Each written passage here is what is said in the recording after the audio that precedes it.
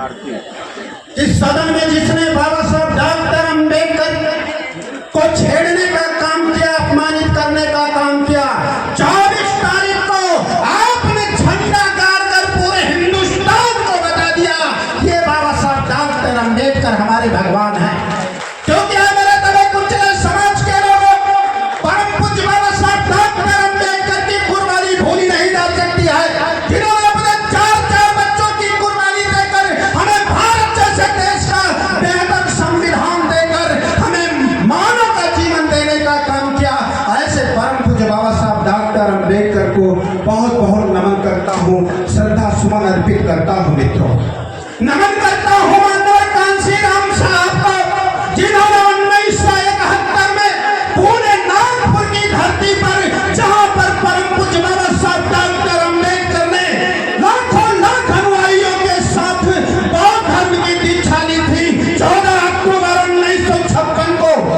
ऐसे माननीय कांशीराम साहब, जिन्होंने नागपुर की धरती पर ऐलान किया था जंग का और नारा दिया था, वोट हमारा, राज तुम्हारा, नहीं चलेगा, नहीं चलेगा। ऐसे कांशीराम साहब को सत सत नमन करता हूँ, श्रद्धा सुमन अर्पित करता हूँ। मित्रों, आज आप कसम खाने के लिए इधर बैठे, मान्या बहन जी का जन्मदिन या आपके जनपद जौनपुर उत्तर प्रदेश नहीं, पूरे भारत देश में हर्षोल्लास के साथ मनाया जा रहा।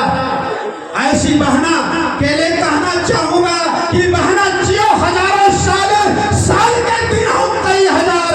अरे मेरी बहना, हम लोगों की उम्र आपको लग जाए, आप दीर्घायु हो, आपकी लंबी उम्र हो, ऐसी हम लोग कामना करने के लिए इधर बैठे।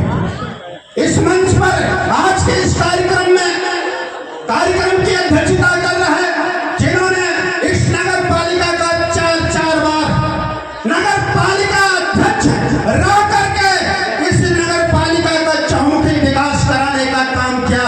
ऐसे आदरणीय दिनेश टंडन साहब के लिए मैं जोरदार ताली चाहता हूँ आप लोगों से।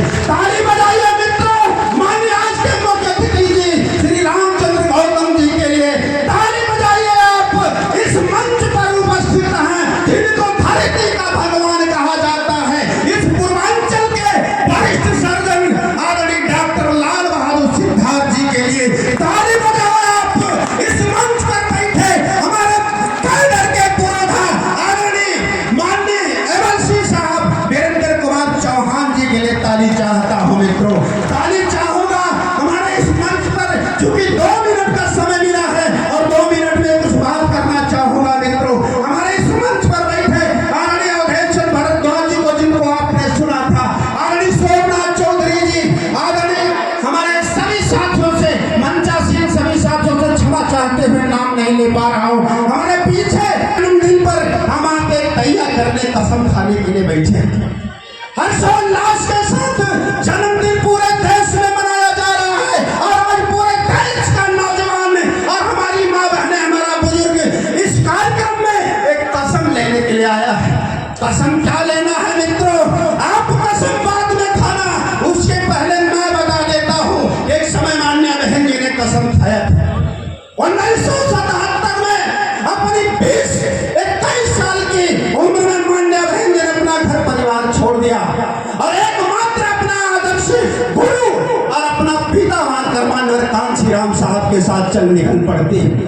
और आप 2001 में, दिसंबर 2001 में मानवर कांशीराम साहब ने मान्या बहन जी के काम से, संगठन चलाने के, उनके कायदे, उनके अंदाज से इतने खुश होते हैं। मित्रों, अरे मेरी माँ बहनों, मेरे नौजवान साथियों, कि मानवर कांशीराम साहब ने मान्या बहन जी को दिसंबर 2001 में अपना उत्तराधिकारी चुना था, अपना उत्तराधिकारी घोषित किया था। उसी मंच पर आदरणीय बहन जी ने कसम खाया था, उसी मंच पर मान्या बहन जी ने कसम लिया था और भरोसा दिलाया था मानवर कांशीराम साहब को कि साहब, आपने जितना बड़ा भरोसा हम पर जताया है, मैं आज निष्ठा ईमानदारी के साथ तैयार करके रहती हूँ, उस पर मैं खरा उतरने का काम करूंगी।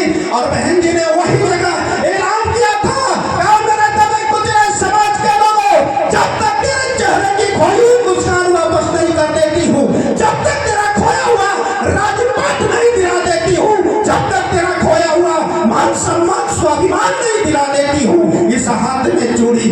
मांग में सिंदूर नहीं होगा। ऐसी बहना का जन्मदिन आप मना रहे हैं। इसलिए कहना चाहता हूँ मेरे नौजवान साथियों, पिता तुम बुजुर्गों, मेरी माँ बहनों, आज आप जान रहे हैं, आज देश के हालात को देखकर मान्या बहन जी के चेहरे की तरफ देख लेना और आपका सब खा के जाना। आने वाले 2027 के चुनाव में उत्तर प्रदेश की कुर्सी पर अगर कोई बैठेगा तो हमारी बहन तुम्हारी माँ की बैठेगी। धन्यवाद।